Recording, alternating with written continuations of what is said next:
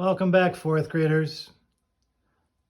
As you can see, Honey Rose is exhausted. I'm going to give her a little break today. She's been eating and sensing and smelling and doing all kinds of things with us. And I can just tell she needs to take a little pause today. So we'll let her rest here for a second. As we go on to work on our notebooks, as you remember, we had done this page on matter and we had pretty much gotten to the bottom of it, talking about our senses, focusing yesterday more on kind of the properties of things. But today we're going to move on to something that I think is very clear in all of our science.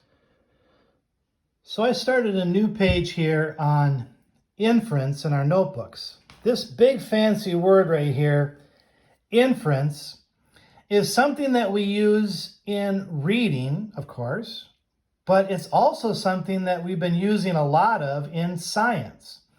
Without actually using the word inference, that's really what we've been doing a lot of. And we do a lot of this in science, this inference. So today we're going to find out a little bit about inference. There's two definitions. I found the one that's the scientific definition. In other words, the definition we want to use if we're thinking about our science lessons. And another one that's the literary definition of inference. So oh, wait a minute. Oh, you're back awake. Interesting. Can you wait just a little bit, Honey Rose? All right. I'll have you help with the other part of the lesson, okay? All right. Thanks, honey. So the literary definition of inference, it says, when you are reading, you can make inferences based on the information that the author provides. The literary definition of inference is more specifically, and then you can see down here what they give us as the definition for the literary or reading definition. Using clues provided by the author to figure things out. So that's what I put into our readers' notebooks. Inference equals using clues provided by the author to figure things out. We make inferences. Now, the science one is a lot like that. It just uses a few different words.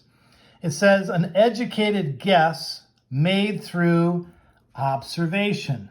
Yes, we've been doing a lot of that, making observations. We'll continue to do more of that. In fact, today, you're making observations on your snow versus ice. And that observation is in science, but it's still using inference, just like this one is inference. One we do in reading, using clues by the author. The other we're doing in science, which is made through observation. Maybe using our senses. That would be part of this then. So that's all we'll put in our notebooks for today, but make sure you have this page where we can add more to this as we go along. We don't want to forget about all the stuff that we already took notes on with matter, but that page is filling up pretty full now of all this information we've had so far. And really, this will help us as we transition to just stuff about reading. But it is things that go along with science, too. All right, we have some examples here. Let me take a look. Everyday examples of inferences. Now, believe it or not, we do this all the time. We make inferences every day. Some people call them guesses or predictions, but it's things that you do every day without even realizing it. Here it tells us, you might not realize how often you derive conclusions. Oh, that's just a fancy way of make decisions or understand things, or how often you predict from indications in your everyday life, these inferences. They help you to make decisions about things like what you'll say or how you'll act in a given situation. We do this all the time. We make inferences every day.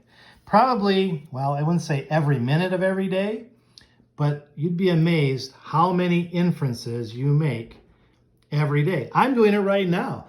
I'm making an inference that Honey Rose wants to play because I can hear her squeaking with her chew toy as she runs across.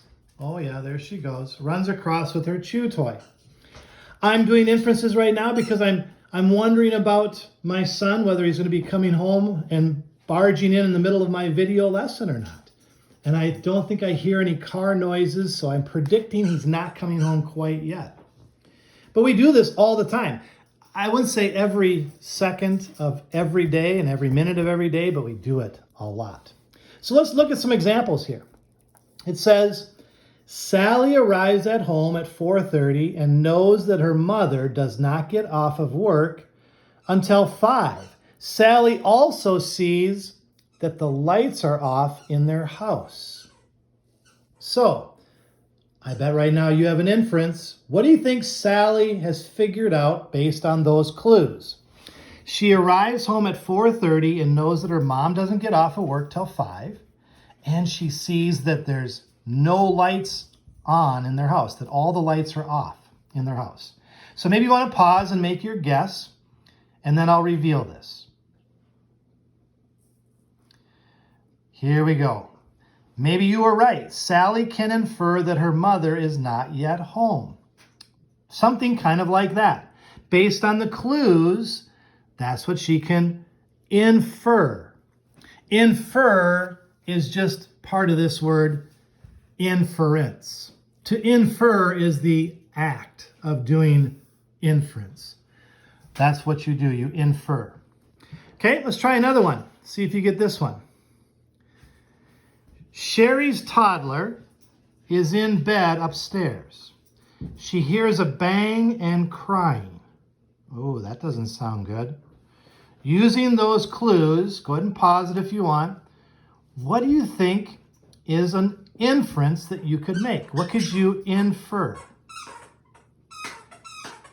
If you said, Sherry can infer that her toddler is hurt or scared, that would be correct. That is a possible inference based on the clues about Sherry's toddler. All right, so far you might be doing pretty well with this. Let's try another one. It says, John hears a smoke alarm next door and smells burnt bacon. I wonder what John is going to infer. If you said John can infer that his neighbor burnt her breakfast, you would be right.